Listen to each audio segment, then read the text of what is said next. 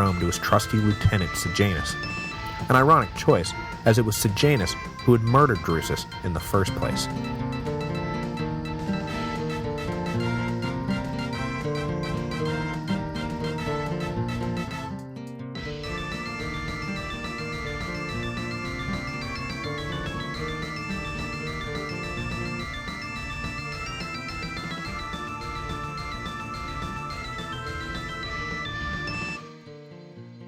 This week's episode is brought to you by Audible. If you're not familiar with Audible, they are the internet's leading provider of audio entertainment with over 60,000 titles to choose from, including a healthy supply of ancient history. When you're done with this episode, go to audiblepodcast.com/Rome. That again is audiblepodcast.com/Rome. By going to that address, you qualify for a free book download just for signing up for a 14-day trial membership. There is no obligation to continue the service, and you can cancel at any time and keep the free book download. You can also keep going with one of the monthly subscription options they offer and get great deals on all future audiobook purchases. This week, I'm going to recommend picking up Suetonius's Lives of the 12 Caesars, the unabridged one of course, or Volume 1 of Tacitus's Annals of Imperial Rome, both of which I draw from for this week's episode. Just remember to go to audiblepodcast.com/Rome so they know who sent you.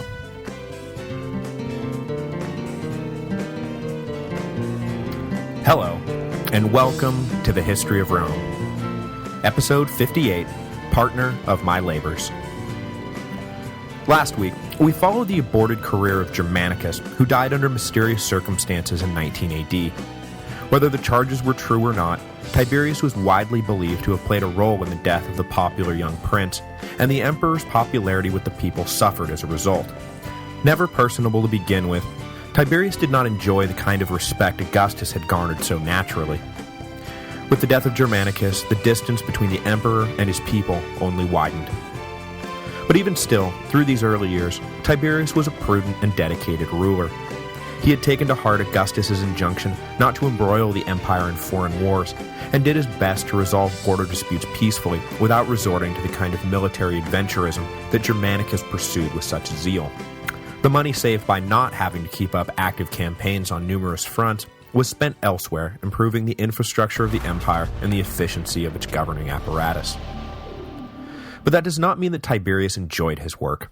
If you believe some sources, Tiberius never wanted to become emperor to begin with, and had been pushed into becoming princeps by his mother Livia, who was living her ambition through her son. If, on the other hand, he actually did seek to become emperor, then it's clear he quickly became disenchanted with the prize he had sought. I personally get the feeling that Tiberius would have been content to simply command a few legions by day and read Greek literature in his tent by night. But despite his own personal unhappiness, a sense of honor and duty seems to have kept Tiberius functioning as a thoughtful ruler for a few years, even after the people really turned on him following the death/assassination of Germanicus. But the underlying misery of Tiberius would eventually overtake him and turn him into the paranoid, debauched, and cruel emperor we all know and love today. Tiberius was only able to hold off his demons for so long, and after the death of his son Drusus in 23 AD, which we'll get to in a moment, Tiberius seems to have allowed them free rein over his psyche. Stoking the gloomy fires in Tiberius's heart was a man of great personal ambition who saw Tiberius's growing paranoia as an opportunity for advancement.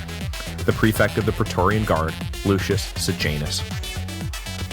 Before we get too far into the drama of the 20 ADs, though, we should probably take a moment to understand what the Praetorian Guard was at this point, and how Sejanus was able to leverage his role as their captain into a position of power that for a few years probably exceeded that of Tiberius himself.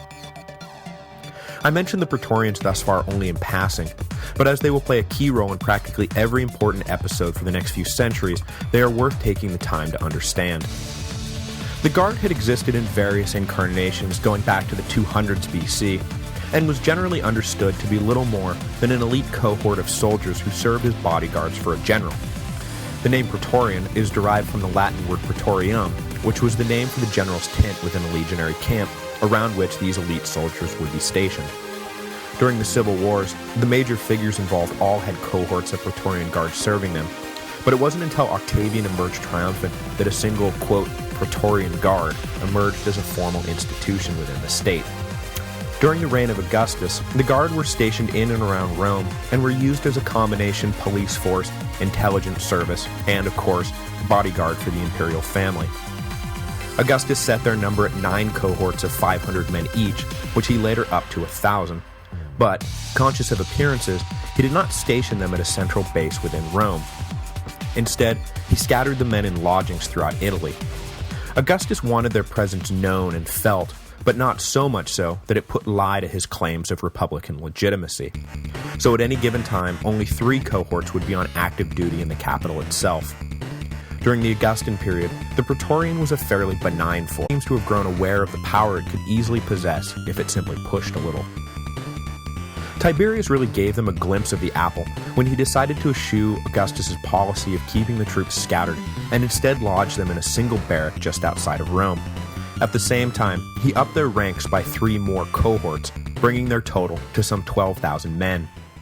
Tiberius also let slip the policy of keeping 2 prefects at all times in charge of the Guard, mimicking the pattern of the consulship, which had for so long prevented power from accumulating in the hands of one man.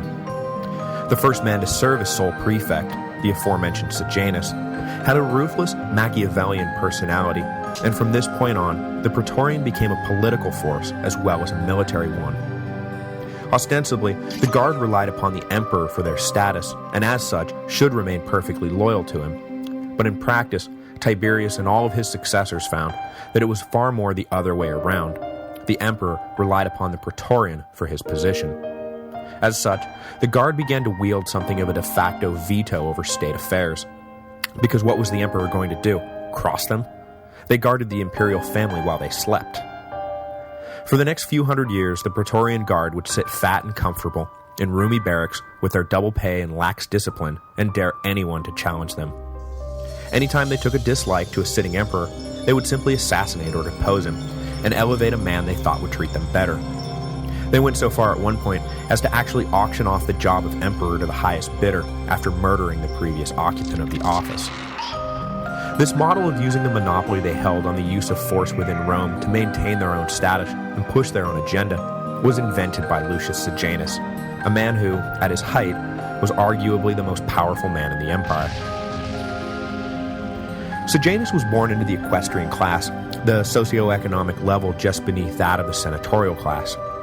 His family was connected to the regime by his grandfather's marriage to Maecenas' sister, but they were by no means in the upper echelon of Roman society. Sejanus' father caught the eye of Augustus while the former was still a young man, and he was brought into the Praetorian Guard and eventually made one of its 2 prefects. After Augustus died, young Sejanus was appointed to serve as his father's colleague, but critically, when the elder man was appointed to serve as governor of Egypt, an appointment which speaks volumes about the trust Tiberius had in this particular family, Sejanus was left as the sole prefect, and Tiberius appointed no colleague to serve with him. It seems that right away, Sejanus was a slave to ambition, and immediately set his sights on elevating himself above the ceiling placed on him by his equestrian status. And for years, Tiberius was content to allow Sejanus' ambition to flourish.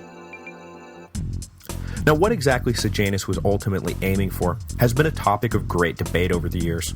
Numerous ancient sources claim that he had his sights set squarely on making himself emperor, but the modern consensus is that he was looking to be named regent for one of Tiberius' young heirs once Tiberius himself was dead. But of course, when Sejanus began to scheme after attaining sole control of the Praetorian Guard in 15 AD, there was one giant obstacle in his way: Tiberius' son Drusus. With Drusus the obvious heir to the throne, there was no room for Sejanus at the top, as young Drusus was not young enough to require an overbearing regent to rule in his name. Now you might be saying, okay, well, we're about to see that Sejanus was able to do a pretty good job worming his way into Tiberius' favor. Why not just keep on keeping on and be the power behind the throne of the eventual emperor Drusus as well? The answer is that Drusus hated Sejanus. He found the manipulative prefect absolutely despicable, and Sejanus in turn hated Drusus, even more so after the hot-tempered heir had actually hit him during one of their frequent arguments. If Drusus did become emperor, Sejanus would probably be lucky if he was simply removed from office. Exile would not be out of the question, nor would forced suicide, nor execution. I think it's safe to say that nothing would have been more disastrous to the life and career of Lucius Sejanus than the ascension of Emperor Drusus.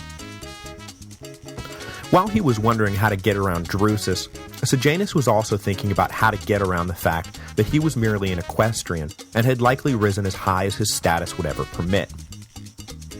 Finally, the prefect hit upon an answer that would take care of both of his problems simultaneously, an elegant, if sinister, little solution. At the time, Drusus was married to Livilla, the daughter of Tiberius's brother Drusus, and Antonia, the daughter of Octavia and Mark Antony. If Drusus were to suddenly die, and the widowed Livilla was allowed to marry Sejanus, then he would become a member of the imperial family, and any children he sired would themselves become potential heirs to the throne. So he set about seducing Livilla, in the hopes that she would not only welcome him as her husband, but also that she might help him eliminate Drusus. Luckily for Sejanus, Livilla was more than open to cheating on her persistently absentee husband. Once the affair got going, it did not take much for Sejanus to convince Livilla that Drusus was a hindrance to them both. If Drusus were eliminated, Sejanus would whisper in her ear, then they could be together in the open. Sejanus would be in a much more powerful position politically, and together they might eventually rule the empire. Clearly, Livilla had no great love for Drusus, because in 23 AD, she agreed to secretly administer poison to her unsuspecting husband. Apparently, she and Sejanus did such a good job that no one ever suspected that Drusus' sudden illness and death was the result of foul play. It would be years before the truth came out. Tacitus marks the death of Drusus as the turning point in Tiberius' reign. The emperor had shared a consulship with his son in 21 AD, and was in the process of transferring a great deal of administrative authority to Drusus at the time of the young man's death. Tiberius had failed to get the Senate to help him with his increasingly unwelcome burdens of office, and had ever since viewed Drusus as the answer to his unhappiness. When Drusus died, Tiberius suffered the blow not just as a father who had lost a son, but also as a prisoner who had been denied parole. Now, a faction of ancient historians, led by Suetonius, report that Tiberius cared very little for his son, and actually cut short the customary mourning period and returned to work because he had nothing really to mourn at all. But I am more convinced by Tacitus that the death was a personal and professional disaster for Tiberius, and the fact that Suetonius, wonderful writer that he is, tends to traffic in unflattering gossip. The murder of Drusus was a crime that remained hidden for close to a decade, and for that stretch, things went almost completely according to plan for Sejanus. Tiberius, who was still looking for someone to help him govern, turned to his willing prefect for support and found Sejanus' administrative skills and general cunning to be a valuable resource. The emperor began to rely on him more and more to actually run the empire. With Tiberius trusting in him completely, Sejanus acted as a sort of super executive assistant who controlled the flow of information into and out of the imperial quarters. Tiberius only saw callers approved by Sejanus, only read letters approved by Sejanus, and only issued orders approved by Sejanus. The prefect became so influential that Tiberius called him nothing less than the partner of my labors. But Sejanus' plan was only half fulfilled. He was now one of the most powerful men in the empire, and no longer had to worry about the wrath of a potential emperor Drusus. But his attempt to marry into the imperial family was blocked by the emperor. After waiting a suitable amount of time following the death of Drusus, Sejanus asked Tiberius for the widow Livilla's hand in marriage in 25 AD. However, unlike just about every other decision the emperor made, he refused to concede